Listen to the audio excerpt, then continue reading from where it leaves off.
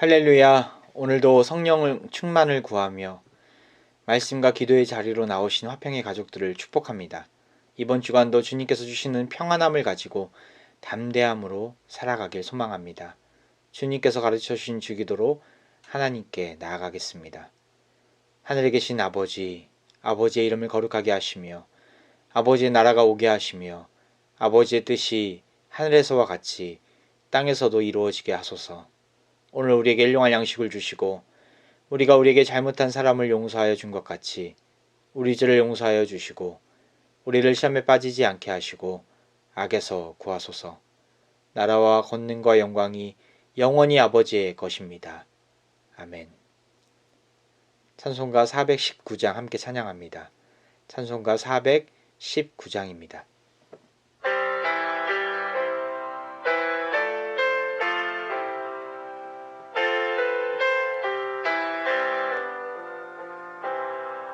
주 날개민 내가 편안히 쉬네. 밤 깊고 비바람 불어쳐도 아버지께서 날 지켜주시니 거기서 편안히 쉬리로다.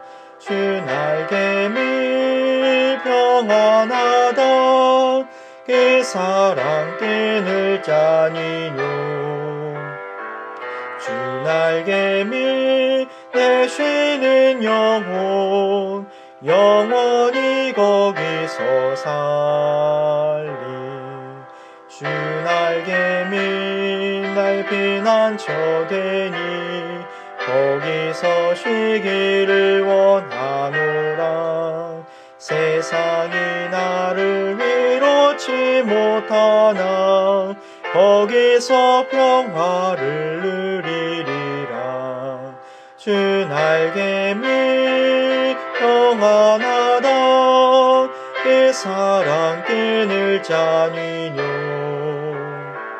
주 날개미 내 쉬는 영혼 영원히 거기서 살리. 주 날개미 잠든 기쁨이 있네. 고달픈 세상길 가는 동안 나 거기 숨어 돌보심을 받고 영원한 안식을 얻으리라. 주 날개미 평안하다. 그 사랑 끈을 짜니뇨. 주 날개미 내 쉬는 영혼 영원히 거기서 살리. 오늘 주시는 하나님의 말씀은 요한복음 14장 25절에서 31절까지의 말씀입니다. 제가 봉독해 올리겠습니다. 내가 아직 너희와 함께 있어서 이 말을 너희에게 하였거니와 보혜사 곧 아버지께서 내 이름으로 보내실 성령 그가 너희에게 모든 것을 가르치고 내가 너희에게 말한 모든 것을 생각나게 하리라.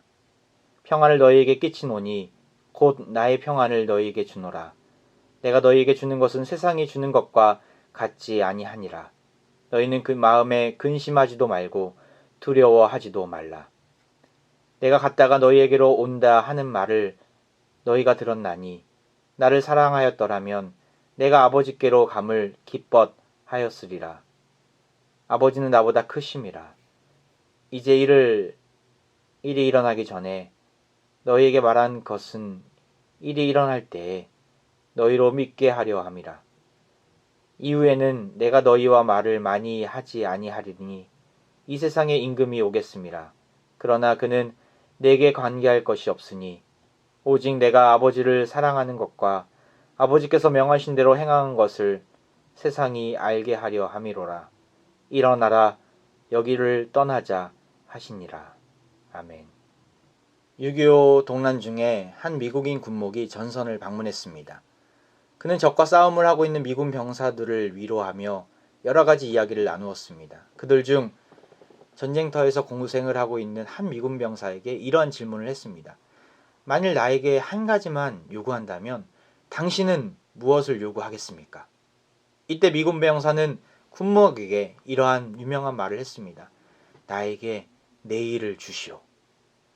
그에게 있어서 내일이 없다는 불안과 운명에 대한 불안이 그를 가장 고통스럽게 만들었기 때문에 그러한 요구를 한 것이죠. 오늘 본문에는 당장 내일 무슨 일이 일어날지 몰라 불안에 떠는 제자들이 나옵니다. 그들에게 주님은 말씀을 하셨습니다. 14장 1절에도 너희는 마음에 근심하지 말라. 하나님을 믿으니 또 나를 믿으라 라고 말씀하셨습니다. 하지만 제자들은 여전히 불안해합니다. 예수님은 제자들로부터 떠나 십자가 여정에 들어가시는 찰나에 이 말씀을 주신 것이죠. 주님이 가시면 어쩌나 하는 표정 가운데 제자들은 묵묵히 서 있습니다. 이때 주님은 그들을 위로하시면서 보혜사 성령님을 보내주시겠다라고 말씀하십니다. 예수님의 십자가 여정을 앞두고 제자들에게 보혜사 성령님을 통해서 그들에게 담대함과 또한 하나님 말씀을 이해할 수 있는 지혜를 주신 것이죠. 성령님께서 무슨 사역을 하십니까? 오늘 본문에 잘 나와 있습니다. 26절 말씀이죠. 보혜사 곧 아버지께서 내 이름을 보내실 성령, 그가 너희에게 모든 것을 가르치고 내가 너희에게 말한 모든 것을 생각나게 하리라. 성령이 오시면 그가 너희에게 모든 것을 가르치고 내가 너희에게 말한 모든 것을 생각나게 하리라.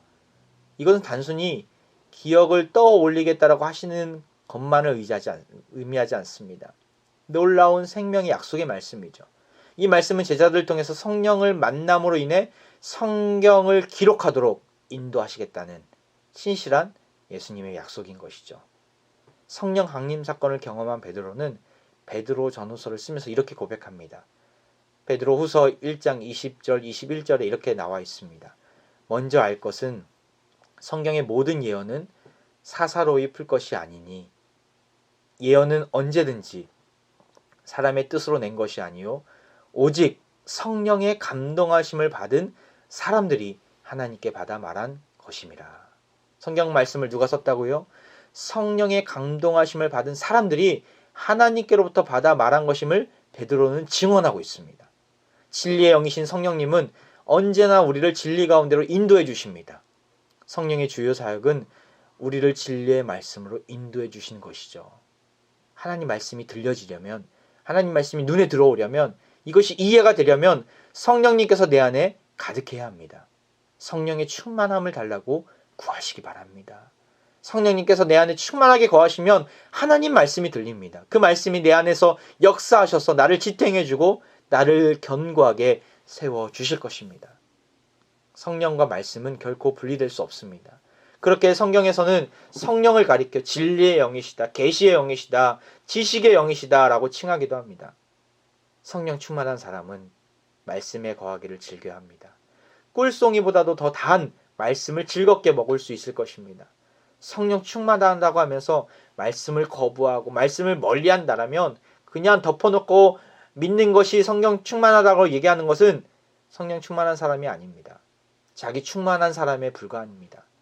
전혀 성령 충만한 사람이 아니죠. 저는 화평의 가족 모두가 말씀을 듣고 말씀을 읽는데 또 말씀을 연구하는데 온 힘을 다했으면 좋겠습니다. 말씀을 보다가 이해가 되지 않았다면 성령님께 말씀을 잘 깨달을 수 있도록 지혜를 구하십시오. 그러할 때 성령님은 우리의 눈을 열어주시고 우리의 귀를 열어주실 것입니다. 우리의 생각과 또한 우리의 사고의 깊이를 더해 주실 것입니다. 성령 충만으로 말씀을 가까이 하는 풍성한 은혜가 우리 가운데 있기를 바랍니다. 나아가 마음 가운데 근심하고 두려운 제자들에게 주님은 무슨 마음을 주십니까? 평안을 주시죠. 27절 말씀입니다. 평안을 너에게 끼치노니 곧 나의 평안을 너에게 주노라. 내가 너에게 주는 것은 세상이 주는 것과 같지 아니하리라. 너희는 마음에 근심하지도 말고 두려워하지도 말라. 평안을 주시죠. 성령 충만함을 경험하면 내적인 평안을 유지할 수 있습니다. 세상이 주는 평안은 잠시 잠깐입니다. 한때 프로포폴 투약 의혹으로 인해서 연예인들과 유명인들의 뉴스거리가 떠들썩했죠. 아파서 프로포폴을 맞은 게 아니라 마음이 불안하고 내적인 고통과 스트레스가 너무 견디기 힘드니까 프로포폴을 잠시라도 맞아서 잠시 잠깐의 그 마취되는 게 너무나 좋은 거예요. 그런데 그게 문제는 중독되는 게 문제이죠. 마약도 향정신성 의약품들을 남용하는 자들을 보면 대부분의 삶의 불안함과 스트레스 때문에 중독되어 사는 것입니다. 평안을 누리고 싶어서 그렇게 범죄임을 알고 있음에도 중독의 길로 빠져가는 것이죠. 사람은 마음의 평안을 가지지 못하면 수단과 방법을 가리지 않고 평안을 돈으로 사기도 하고 구하려고 합니다. 그 잠시 잠깐 잊으려고 세상의 더러운 것에 취하기도 합니다. 하지만 영원하지 못하죠. 잠시 잠깐 수시간 만에 반나절 만에 현실로 돌아옵니다. 술 취함도 마찬가지죠. 술로 현실을 잊고 싶어 하니 먹는 거잖아요. 마시는 거잖아요. 내가 술에 취한 건지 술이 나를 취한 건지 모를 정도로 진탕술을 많이 먹고 현실을 도포해하려고 합니다. 이 모두가 다 평안을 구하려고 하는 마음속에서 나온 것이죠. 주님은 말씀하십니다. 세상이 주는 것과 같지 않다라고. 세상이 주는 평안은 한계가 많고 성령이 주시는 평안과 너무 다르다고. 주님이 주시는 평안은 그런 것들과는 비교할 수 없는 놀라운 영원한 평안임을 말씀하십니다.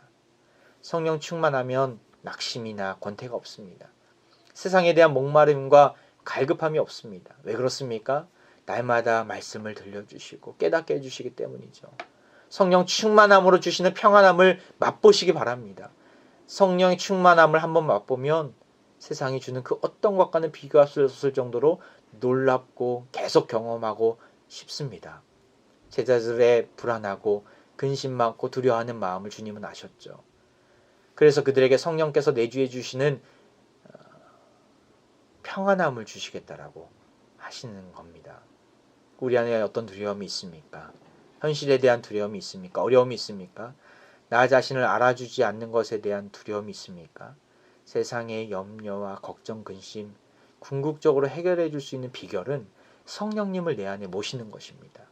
말씀의 자리로 나아가 성령 하나님을 한번 구해 보시기 바랍니다. 성령님께서 말씀을 통하여 우리 마음 가운데 평안함을 선물로 주실 것입니다.